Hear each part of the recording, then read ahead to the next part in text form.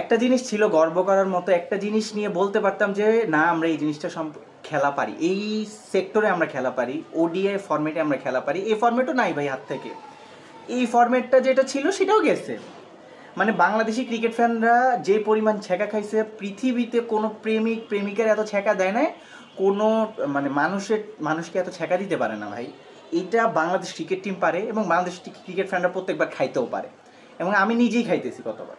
Like seriously আপনি চিন্তা করেন, আমরা ওডিআই ফরম্যাটে লাস্ট কিছু বছরে যেই ধারাবাহিকতা ছিল, যেই অ্যাগ্রেশন মুভমেন্টে আমরা খেলাধুলা করতাম, কিছু কিছু ম্যাচ জিততাম, ফরম্যাট ভালো ছিল, আমাদের মানানসই হইতে পারছিল, কিছু প্লেয়ারগুলা এই ফরম্যাটে সেট হয়েছিল, ভাই সব চলে গেছে চাঙ্গের বাতি মাঙ্গে, সোজা বাংলা কথা।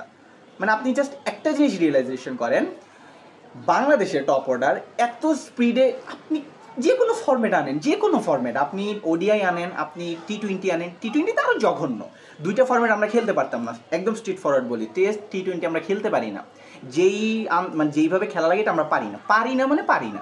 ওডিআইটা যতটুকু রপ্ত করছিলাম ভাই সেটাও গেছে। বাংলাদেশের টপ অর্ডার এত স্পিডে তারা প্যাভিলিয়নে যাওয়ার জন্য প্রস্তুত থাকে যে তারা কম্পিটিশন করে কে কার আগে যাবে। তাদের মানে এত স্পিডে আমার মনে হয় না পৃথিবীর কোনো টপ অর্ডার এভাবে করে কোল্যাপস করে। একজন দাঁড়াবে তো ভাই, এক দুইজন তো কেউ তো দাঁড়াবে, মানে মাঝখানে থেকে মিডল অর্ডারে 2-3 নাম্বারে যারা নামে, প্রথম থেকে শুরু হয় 2-3 নাম্বার 4-5 পর্যন্ত এই অবস্থাটা চলে। একজন দুজন দাঁড়ায় গেলে কোনো মতে টুকুর রান করে।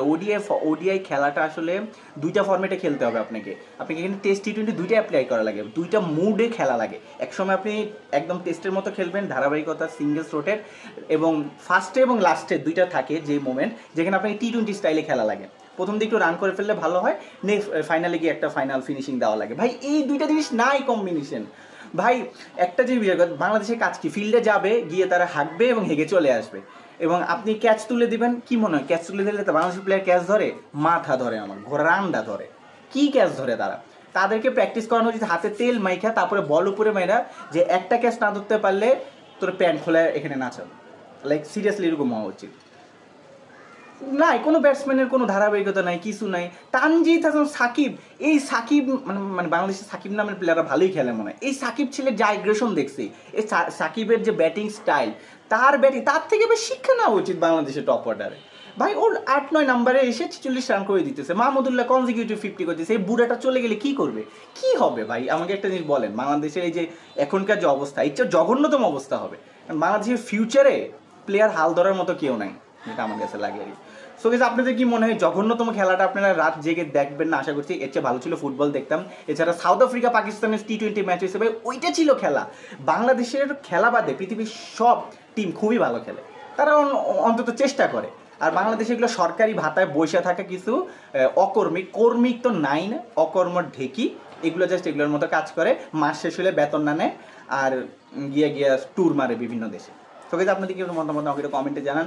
ভিডিও ভালো লাগলে আমাদের লাইক দেন। আমরা সামনে আরও খুবই ইন্টারেস্টিং কিছু কন্টেন্ট আপনাদের জন্য নিয়ে আসবো, সারপ্রাইজ রইলো। দেখা হচ্ছে নেক্সট ভিডিওতে। ভালো থাকুন, সুস্থ থাকুন, আমাদের সাথেই থাকুন।